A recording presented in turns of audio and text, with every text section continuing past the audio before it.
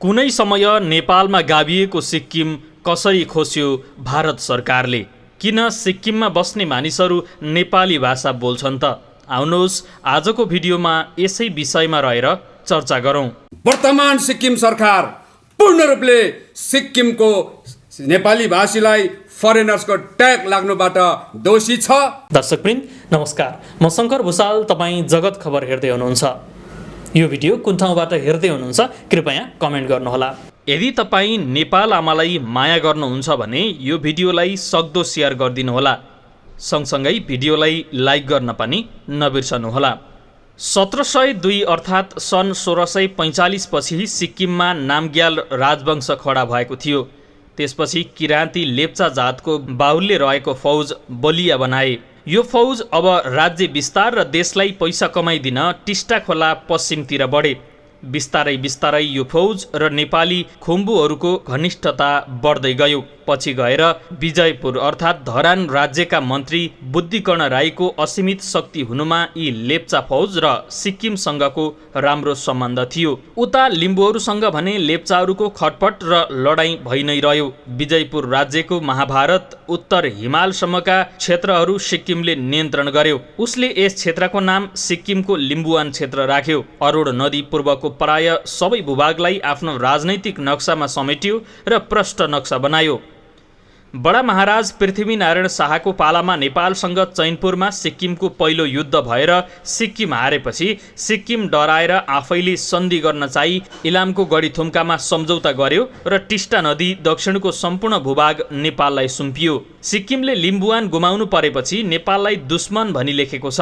2076 माघ 11 गते सिक्किमको राजधानी गान्तोकमा लेखकलाई त्यहाँका इतिहासकारहरूले देखाएका सिक्किमको पुरानो राजनीतिक नक्सामा नेपाल एकीकरण पूर्व अरुण नदीबाट टिस्टा खोलासम्मको भूभाग सिक्किमकै देखाइएकाले नेपाली सेनाले सिक्किमका लेप्चा फौज विरुद्ध युद्ध लडी विजय गरेर नै सो भूभाग नेपालमा गाभेको थियो।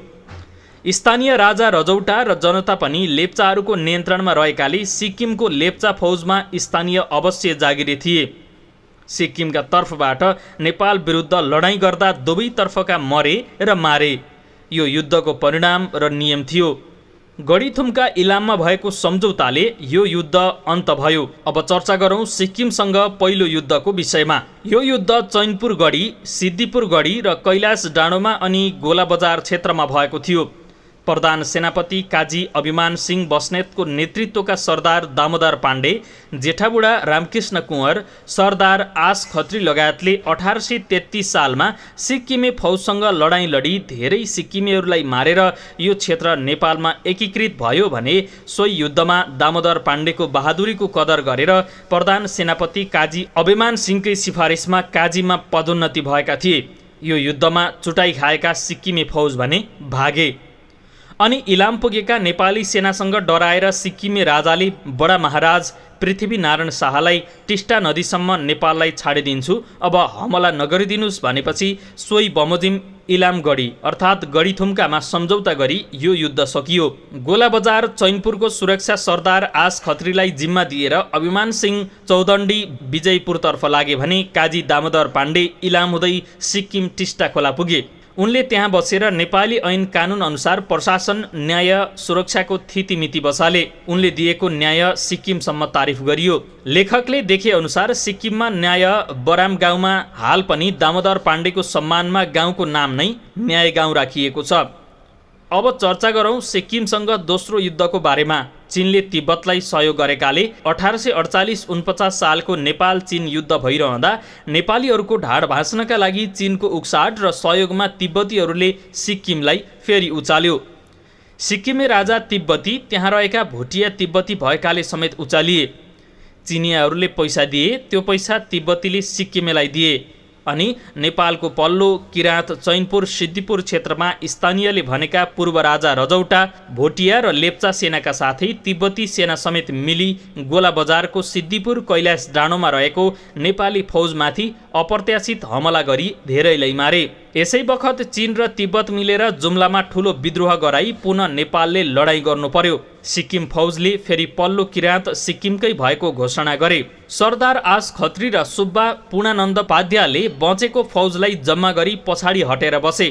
अनि थप फौजका लागि काठमाडौँमा खबर गरे। अब काजी बख्तावर सिंह बस्नेतलाई ठूलो फौज दिई पठाइयो। बख्तावरको सहायक कमान्डर उनकै भाइ खलाक सरदार बदल सिंह बस्नेत तथा सरदार रनमान सिंह बस्नेतलाई तोकियो। 1843 सालमा सेनाको पजनी हुँदा बदल सिंह बस्नेत रामदल कम्पनीको कम्पनी कमान्डर थिए। सिद्धिपुरको युद्धमा विजयी भएपछि बदल सिंह चैनपुर नजिकको मादी पुलुङमा बसे।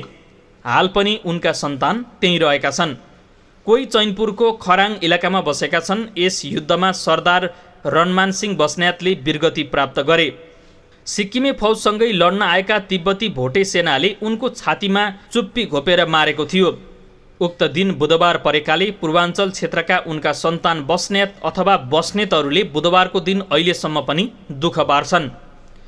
काजी बदल सिंह र सरदार रनमान सिंहका सन्तानहरूमध्ये नरसिंह, दुर्जसिंह, कालु सिंह, बाघ सिंह, महासिंह, ब्रिजमान सिंह, दलु, दिल्ली सिंह, ज्ञानेन्द्र, प्रेम सिंह, गोविन्द, प्रेस कुमार, दलबहादुर, पदम, सिरपाली बस्नेत आदि हुन्। यसै गरी सरदार आस खत्रीको बसोबास पनि चैनपुरमै रह्यो र उनको सन्तान पनि त्यही छन्। काठमाडौँबाट गएका फौज विजयपुरबाट आएका र सरदार आस खत्री समेतका फौज मिली सिक्किमे फौजमाथि चैनपुरगढी, सिद्धिपुरगढी र कैलाश डाँडोको खलङ्गामा एकैपटक हमला गरियो। सिद्धिपुरगढी र कैलाश डाँडोको खलङ्गामा एकैपटक हमला गरियो।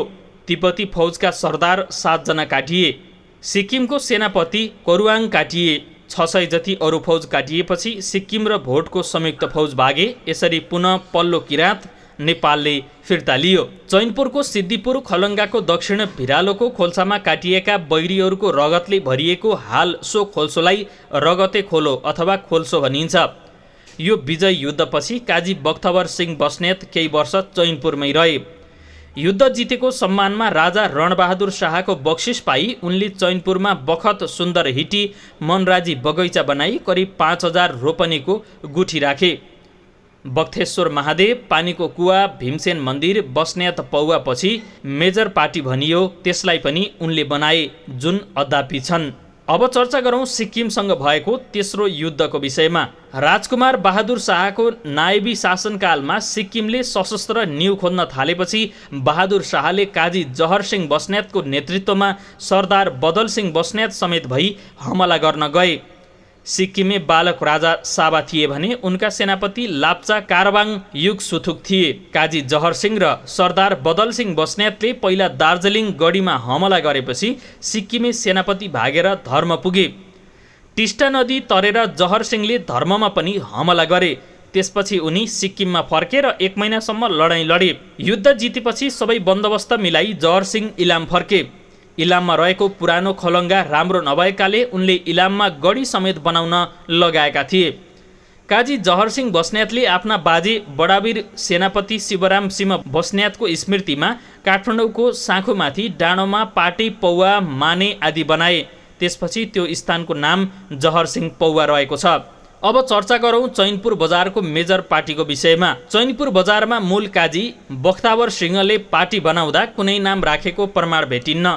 स्थानीयहरूले पछि बस्नेत पार्टी भनेको र फेरि पछि गएर मेजर पार्टी भन्न थालेको पाइएको छ। उस समय कसरी मेजर पार्टी भने होलान् खोजको विषय रहेको छ। 2000 सालसम्म पनि नेपाली सेनामा अधिकृत तहमा मेजर पद थिएन। मेजर कप्तान भन्ने पद थियो, तर जमदारभन्दा तल्लो अर्थात् ज्येष्ठ हवलदारलाई मेजर अजिटन पद दिएको थियो। मूल काजी बख्तावर सिंहको पालामा 1848-49 सालदेखि 2000 सालसम्म अधिकृत तहमा मेजर नभएको अवस्थामा यो पार्टीलाई किन मेजर पार्टी भनेको होला? लेखक पनि अल्मलिएको छ, किनकि यो पार्टी बनाउने व्यक्ति र मन्त्री सरह पदका थिए। पछि मूल काजी अर्थात् प्रधानमन्त्री भए। सेनापति काजी शिवराम सिंह बस्नेतका नाति प्रधान सेनापति केयर सिंह बस्नेतका कान्छा छोरा बख्तावर सिंह बस्नेत 1848 सालमा 20 वर्षका थिए। माथि भनिए झैँ दोस्रो नेपाल सिक्किम युद्धमा सङ्खुवा सभाको चैनपुर सिक्किमले राखेको गोला बजार नजिक चैनपुर गढी, सिद्धपुर गढी तथा कैलाश डाँडाको खलङ्गामा तिब्बती र सिक्किमका सेना नायकहरू 7 जना काटिए भने सिक्किम प्रधान सेनापति कोरुवाङको पनि टाउको गिँडे अनि अरू 600 जनाभन्दा बढी सिक्किमे र तिब्बती फौज काटिए। नेपालतर्फ पनि धेरै फौज मारिए। यो विजय उत्सवले ठूलो महत्त्व राख्दछ। बख्तावर सिंहले नेपाल अङ्ग्रेज युद्धमा समेत गढवालको राजधानी श्रीनगरमा सैनिक छावनी अर्थात् ब्यारेक खडा गरी युद्ध सञ्चालन गरेका थिए। सो बारेमा युद्ध खटन पतन र राजधानी काठमाडौँबाट आदान प्रदान गरिएका पुराना थुप्रै चिठी पत्रहरू प्राप्त छन्। चैनपुरको सो समाप्तिपछि एक दिन काठमाडौँबाट एउटा पत्र मार्फत जेठो छोरा प्रताप सिंह बस्नेतको जन्म भएको समाचार प्राप्त भयो। त्यस खुसीको अवसरमा त्यहाँ उनका साथमा रहेका उमराव ब्राह्मण बैरागी जोगी सन्यासी भाट भिक्षुक आदिलाई यथोचित सम्मान दिए। साथै गरिब गुरुवालाई अन्न वस्त्र द्रव्य दिएर सबैलाई खुसी तुल्याए। त्यस स्थानमा केही दिगो कीर्ति राख्ने उद्देश्यले उनले चैनपुरमा सुन्दर हिटी बगैँचा बनाई बखत सुन्दर हिटी मनराजी भन्ने नाम चलाए। यो बगैँचा हाल भने छैन। दर्शकवृन्द, यस पछाडिको बाँकी जानकारी हामी अर्को भिडियोमा प्रस्तुत गर्नेछौँ। तपाईलाई आजको भिडियो कस्तो लाग्यो कृपया प्रतिक्रिया दिनुहोला। यस्तै रोचक रमाइलो र जानकारीमूलक भिडियोको साथमा हामी फेरि उपस्थित हुनेछौँ।